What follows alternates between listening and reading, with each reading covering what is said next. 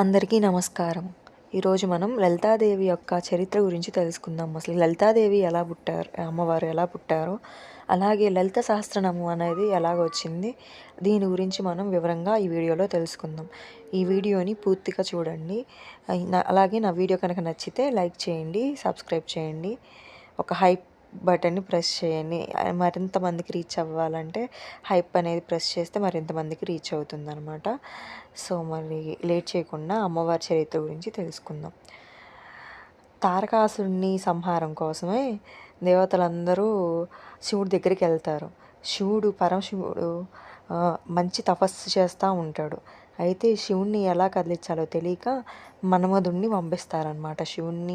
మన్మథ బాణం వదిలి శివుణ్ణి లేపమని చెప్పి దేవతలందరూ కలిసి మన్మధుడిని పంపిస్తారనమాట. అలా మన్మధుడిని పంపించినప్పుడు మన్మథ బాణం అనేది శివుడి మీద వేస్తాడు.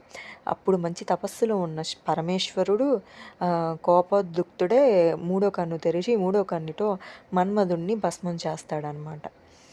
అప్పుడు దేవతలందరూ ఒకటి అనుకొని వస్తే ఇక్కడ ఇంకోటి అవుతుంది అలాగని చెప్పి ఆ భస్మరాశిని అలాగే వదిలేసేసి దేవతలందరూ వెనుదిరుగుతారు. అప్పుడు ఏమైందంటే ఒక్కొక్కసారి జరిగినటువంటి కార్యక్రమాలు కాకతాళికములు కాదు, ఎక్కడో భగవంతుని సంకల్పం ఉంటుంది. కాబట్టి ఆ భస్మరాశి ఉన్నటువంటి ప్రదేశానికి చిత్రకర్మ అని పిలువబడే గణములకు నాయకుడు వచ్చాడు. ఆయన ఆ తెల్లని భస్మరాశిని చూసి ఒక బొమ్మ చేస్తే బాగుంటుందని అనుకునే తడవుగా ఆ చిత్రకర్మ ఒక అందమైన బొమ్మను ఆ బూడిదతో తయారు చేశాడు. ఆయనకు ఆ బొమ్మ చాలా అందంగా కనిపించింది. ఆ బొమ్మకు ప్రాణప్రతిష్ఠ జరిగింది. అప్పుడు అందులోంచి ఒక వ్యక్తి లేచాడు.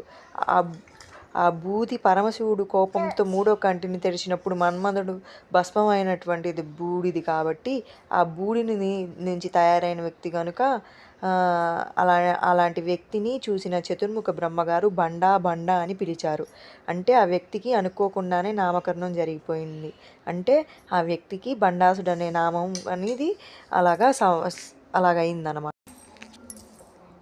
అసురుడు ఆయనకు బ్రహ్మగారు పెట్టిన పేరు కాదు, బ్రహ్మగారు పెట్టింది బండా అని. ఆ వ్యక్తి చేసినటువంటి చేష్టల వలన రాక్షసుడు అయ్యాడు.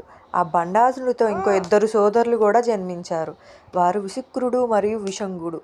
బండాసురునికి ఒక వరం ఈశ్వరుని నుంచి వచ్చింది. ఈ బ్రహ్మాండంలో ఎవరైనా సరే బండాసురుడితో యుద్ధం చేస్తే వారిలో సగబలం అనేది బండాసురునికి వెళ్ళేటట్లుగా ఈశ్వరుచే వరం పొందాడు. అలా వరం పొందిన బండాసురుడు అలా 2 తమ్ములతో కలిసి ముల్లోకాలన్నింటినీ బాధ పెట్టసాగాడు. దానితో రాక్షసులందరూ కలిసి బండాసురుని నాయకుడిగా ఎన్నుకొని ముగ్ధాభిషిక్తుని చేశారు. బండుని భోగము కాదు, ఆ ముగ్గురు అపారమైనటువంటి శక్తి ఉంది కాబట్టి వారి భోగములు అనుభవిస్తూ లోకములో మరి ఎవ్వరూ భోగము అనుభవింపకూడదనేటట్లుగా చేసేవారు. అది అలా రాక్షస ప్రవృత్తి. శరీరంలో బలం ఉన్నప్పుడు భగవంతుని చేరుకునే ప్రయత్నం ఎవరు చేస్తారో వారు ఈశ్వరానుగ్రహం ఉన్నవారు. శరీరంలో బలం ఉండగా అది కేవలం భోగముకి వాడుకునేది ఆ పని తెచ్చుకోవడానికి. కాలం వెళ్ళిపోతుందని తెలుసుకోలేకపోతున్నాడు బండాసురుడు. బండాసురునికి మొత్తం 3 భార్యలు. వాళ్ళ పేర్లు సమ్మోహిని, కురిమిని, చిత్రాంగి, సుందరి. మొత్తం 4 భార్యలు. ఆ 4 భార్యలతో పరమ సంతోషంతో కాలం గడుపుతున్న ఒకరోజు 3 రాక్షసులు ఒక చోట సమావేశమయ్యారు. వాళ్ళు ఇలా మాట్లాడుకుంటున్నారు. ఈ సంభాషణని ప్రతినిత్యంలో మనము అలవర్చుకోవాలి. మనం సుఖంగా ఉంటే చాలు, ఇంకెవరు సుఖంగా ఉండొద్దు అని చెప్పి ఇట్లా మాట్లాడుకోసాగారు 3 అన్నదమ్ముళ్ళు. అలాగనుకుంటూ వారు సుఖములను ఎందుకు అనుభవించాలి, ఎలా పుట్టామో మనకి తెలియదు, మనం సుఖభోగాలను అనుభవించామంటే బాగుంది, మనని ఆశ్రయించిన వాళ్ళు సుఖాలని భోగాల్ని అనుభవించారు అంటే కూడా బాగుంది, మనని నాయకుడిగా అంగీకరించని వాళ్ళు కొంతమంది ఉన్నారు. ఈ బ్రహ్మాండంలో వారు యక్ష, కిన్నెర, కింపురుష, దేవ, గాంధర్వులతో మొదలైనటువంటి మనుషులతో కూడి ఎన్నో జాతులు ఉన్నాయి. మన నాయకత్వాన్ని అంగీకరించని వారు సుఖములను ఎందుకు అనుభవించాలి? బండు మనలో కూడా ఉన్నాడు. ఒక్కొక్కసారి ఈ భావం మనలో కూడా వస్తూ ఉంటుంది కదా. బండాసురుడి ఆలోచన ఎలాగుందంటే సృష్టిలో బహుశా ఎవ్వరూ చేయని ఆలోచనని బండాసురుడు చేశాడు. మన 3 అన్ని లోకాలకు సూక్ష్మ శరీరాలతో వెళ్ళి అక్కడ పురుషులకు పుంసత్వం లేకుండా చేద్దాం. స్త్రీలకు రసోత్పత్తి లేకుండా చేద్దాం. అప్పుడు పురుషునికి పురుష సహజసిద్ధమైనటువంటిది, స్త్రీలకి స్త్రీ సిద్ధమైనటువంటి స్థితి ఉండదు. ఇప్పుడు స్త్రీ పురుషుల మధ్య భోగేచ్ఛ ఉండదు. అప్పుడు మనకు వాళ్ళకి సంతోషం ఉండదు అని ఇట్లాగా మాట్లాడుకుని అప్పుడు వీళ్ళకి భోగేచ్ఛ ఉండదు. అప్పుడు మనసుకు సంతోషం ఉండదు. ఆ సంతోషం కొరవడినాడు లలిత కళలు నశిస్తాయి. సంగీతం వినరెవ్వరు, నాట్యం చూడరు, అందరూ నీరసపడిపోతారు. అప్పుడు అక్కడ ఏమీ జరగవు. భోగేచ్ఛ లేనప్పుడు ఉత్పత్తి ఉండదు. అప్పుడు ఆ జాతులు తమంతట తాము నశించిపోతాయి. కొన్నాళ్ళకి మనుష్య జాతి అన్ని జాతులు ఇదైపోతాయి. మన రాక్షస జాతే గెలుస్తుంది అని చెప్పి మాట్లాడుకుంటూ ఉంటారు. అనుకున్నది తడవుగా ఆ ముగ్గురు అన్ని లోకాలకి వెళ్ళి పురుషులకు పుంసత్వం లేకుండా చేస్తారు. స్త్రీల యందు రేతస్సు లేకుండా చేస్తారు. అది లేని నాడు సమస్త జాతులు నిరసించిపోయాయి. ఆఖరికి రసాతలంలో ఉండే సర్పజాతి పాములు కూడా పడగలు ఎత్తడం మానేశాయి. సంతోషం లేదు. ఎవ్వరికి కూడా మనస్సు శాంతి లేదు. ఎలాగన్నావు అనే కుశల ప్రశ్నలు అడగటానికి కూడా ఉత్సాహం కూడా లేదు. జాతులు నశించిపోవడం ప్రారంభమైపోయింది. అన్ని లోకాల్లో రాక్షసులు అనేవాళ్ళు ఎక్కువైపోయారు. ఇలా ఉండగా మన లలితాదేవి ఈ విధంగా లలితాదేవి అమ్మవారి జననం జరిగింది. అలాగే లలిత సహస్రనామం ఆవిర్భవించిందని చెప్పి ప్రతీక అన్నమాట. ఇలాగే ఇది కాక ఇలాంటిది ఇంకో స్టోరీ ఉంది. అలా కూడా జరిగిందని చెప్పి అంటారు. అది కూడా ఒకసారి నేను చెప్పి చూస్తాను. ఇది ఇంకొక కథ. అలాంటిదే ఇంకొక కథ. బండాసుడు ఇంకో రకంగా ఎలా జన్మించారు అనే దాన్ని బట్టి, లలితాదేవి ఎలా ఆవిర్భవించింది అనే దాన్ని బట్టి ఇది ఇంకో కథ అనమాట. ఇది కూడా వివరిస్తాను, వినండి. చిత్రసేనుడు అనే ఒక దేవతా పురుషుడు కామధేనువుని భస్మాన్ని సేకరించి దానితో ఒక రూపాన్ని తయారు చేశాడు. అది కామధేనువులా ఉండకపోవడమే కాకుండా బాగా వికృతంగా ఉంది. ఈ రూపాన్ని బ్రహ్మదేవుడు సృష్టించలేదు కాబట్టి ఆ వికృత రూపాన్ని చూసి బ్రహ్మదేవుడు బండా అంటూ ఎగతాళి చేశాడు. అలా వికృత రూపం బండాసుడు అనే రాక్షసుడిగా మారింది. ఈ రూపం దేవతల సృష్టి కాబట్టి వారందరూ అతనికి వివిధ శక్తులను, ఆయుధాలను ప్రసాదించారు. అతను శూన్యక నగరం లేదా శోణితాపురం అనే ఒక పెద్ద నగరాన్ని నిర్మించాడు. మొదట్లో దేవతలందరూ అతనికి సహాయం చేశారు. అతని వారిలో ఒకడిగా పరిగణింపబడ్డాడు. అతనికి విష్ణుక్రుడు, విషంగన్ అనే 2 సోదరులు ఉన్నారు. అతనికి చాలామంది కుమారులు ఉన్నారు. ఇతర అసురుల వలె కాకుండా వారు శివుని భక్తులు. వారు తమ రాజ్యం యొక్క శ్రేయస్సు కోసం ప్రతిరోజు వివిధ యజ్ఞాలు చేసేవారు. వీటన్నిటి కారణంగా వారు అత్యంత శక్తివంతులు అయ్యారు. దేవతలకు హాని చేయడం అసురుల సహజ గుణం. ఇప్పుడు తారకాసురుని సంహరించడానికి ఒక పరిష్కారం కనుగొనడంతో ఇదంతా మొదలైంది. కానీ బండాసురుడు మరియు అతని బృందం తారకాసురుడి కంటే మరింత ప్రమాదకరంగా మారారు.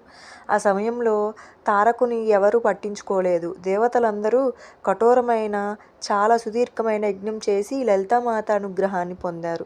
వారి యజ్ఞం నుండి అమ్మవారు ప్రత్యక్షమయ్యారు. తారకాసుని సంహరించే ఉద్దేశంతో శివుని తపస్సుకు భంగం కలిగించడానికి తమ కామధేనువుని ఎలా పంపామో, అతను భస్మమై ఇప్పుడు బండాసురుడు ఎలా మారాడో వారు వివరించారు. అమ్మవారు అతనిని సంహరించి మనందరినీ ఆశీర్వదించాలి అనే బండాసుని సంహారానికి అమ్మవారు హామీ ఇచ్చారు. బండాసుని సంహరిస్తానని చెప్పి అమ్మవారు దేవతలకి హామీ ఇచ్చారనమాట. బండాసుని సంహరించడానికి దేవి దేవతలందరికీ హామీ ఇచ్చి అమ్మవారు దేవతలందరూ కలిసి కామేశ్వరి లలితాంబిక అని అమ్మవారికి నామకరణం చేశారు. అమ్మవారు కామేశ్వరుని అంటే పరమేశ్వరుణ్ణి వివాహం చేసుకున్నారు. ఒక విశాలమైన రాజ్యం నిర్మించబడింది. మరియు దేవి కోసం మునుపటి ఘట్టంలో చెప్పినట్లుగా చింతామణితో చేసిన రాజభవనం నిర్మించబడింది. బండాసురుడి శూన్యక నగరానికి భిన్నంగా ఆ నగరానికి శ్రీనగర అని పేరు పెట్టారు దేవతలందరూ. ఆ నగరంలో నివసిస్తుండగా కొంతకాలం తర్వాత దేవి బండాసురుడిపై యుద్ధం ప్రకటించడం ప్రారంభించింది. దేవి సైన్యంలో కామేశ్వరుడు తప్ప మరే దేవతలు లేరు. ఆ సైన్యం మొత్తానికి దేవియే సృష్టించింది. అది శక్తి సేనగా ప్రసిద్ధి చెందింది. బండాసుని సంహరించే సంకల్పంతో ఉన్న శక్తుల సైన్యంతో కూడినది ఆ సైన్యం. సంపత్కరిని సమర్థవంతంగా ఆజ్ఞాపించే ఏనుగుల గుంపు ఆమెకు పరిచర్య చేస్తుంది. శక్తి స్వరూపిణి అయిన ఆమెకు శక్తి అశ్వరూఢని ఆధీనంలో ఉన్న అనేక మిలియన్ల గుర్రాల ఆశీర్వక దళం చుట్టూ ఉంది. అన్ని రకాల ఆయుధాలతో కూడిన తన చక్రరాజ రథారూఢ ఎవరికి కిరిచక్ర రథంలో ఆసీనుడైన శక్తి దండనాథుడు తోడుగా ఉంటాడో, బండపుత్రులను సంహరించాలని సంకల్పించిన బాలాదేవి పరాక్రమాన్ని చూసి ఆనందించేవాడు. ఆచారం ప్రకారం బండాసురుని పుత్రులు యుద్ధానికి మొదట వచ్చారు. అపూర్వమైన స్థాయిలో యుద్ధం జరిగింది. అక్కడ దేవి కుమార్తె బాల త్రిపుర సుందరి బండాసురుడి కుమారులను చంపిందని చెప్పి అక్కడ అందరూ చెప్పుకుంటూ ఉంటారు. ఇలాగా ఒక కథ అనేది ప్రతీతి. అసలుకి బాల త్రిపుర సుందరి దేవి ఎలా పుట్టింది, అసలుకి అమ్మవారు ఎలా ఉంటారు అనేది ఇప్పుడు తెలుసుకుందాం. ఇంకో కథ ప్రకారం అమ్మవారి ఆవిర్భావం ఎలా జరిగిందో చూద్దాం. చిదగ్ని యాగం లలితాదేవి ఆవిర్భావం ఎలా జరిగిందంటే, దేవతలు మహాయాగం చేశారు. చిదాగ్ని హోమంలో ఆ యాగాగ్నిలోంచి వర్ణాలుగా శ్రీ లలితా త్రిపుర సుందరి దేవి ఆవిర్భవించింది. ఆమె స్వరూపం ఎలాగుందంటే, చతుర్భుజాలు, పాశం, అంకుశం, ఇచ్ఛాశక్తి ధనస్సులు, పుష్ప బాణాలు అన్నితో అమ్మవారు ఆ చిదగ్ని హోమంలోంచి వర్ణరాలుగా శ్రీ లలితాదేవి అమ్మవారు అనేవారు ఆవిర్భవించారన్నమాట. అమ్మవారు ఎంత అందంగా ఉంటారో తెలుసా? ఆమె అత్యంత సుందరి.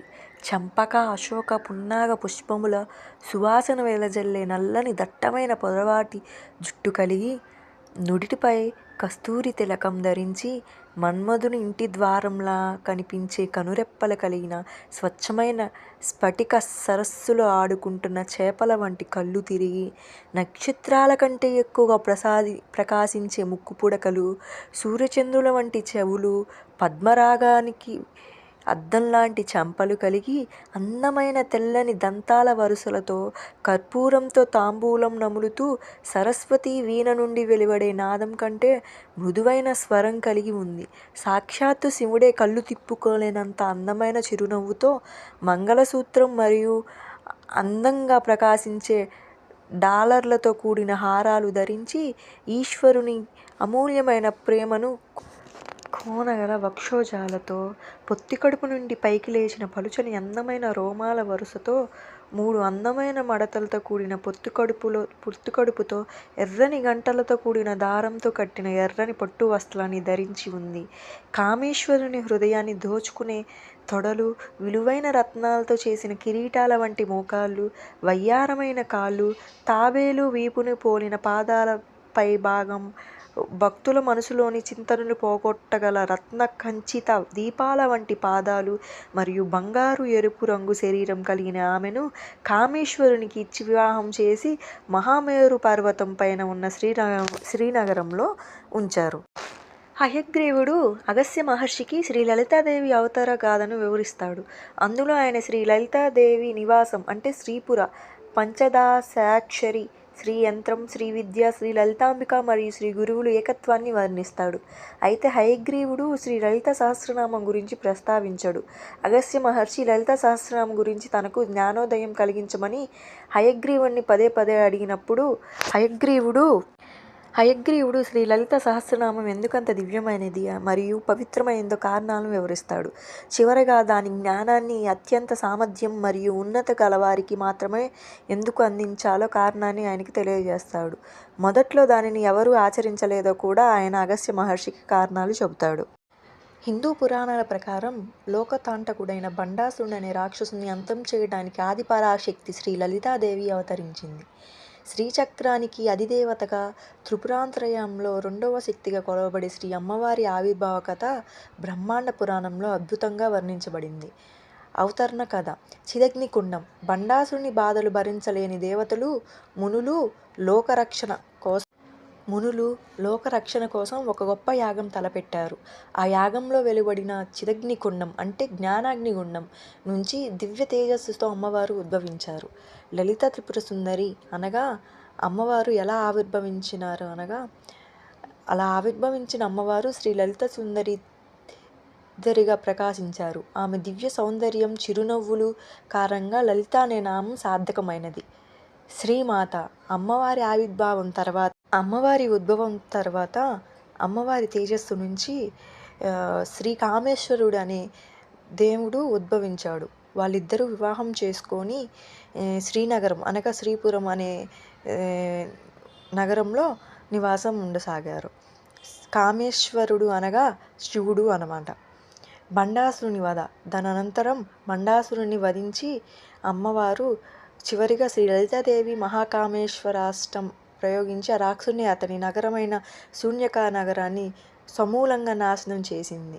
బండాసుని సంహారం తర్వాత దేవతలు లలితాదేవిని స్తుతించగా అమ్మవారు హయగ్రీవ స్వామి ద్వారా తన 1000 నామాలను లోకానికి అందించారు.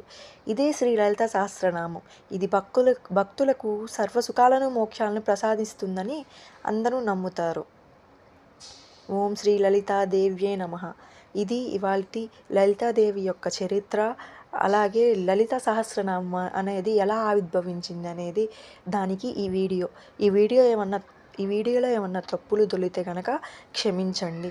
అలాగే నా వీడియో కనుక నచ్చినట్లయితే సబ్స్క్రైబ్ చేయండి, ఫాలో అవ్వండి. Thank you.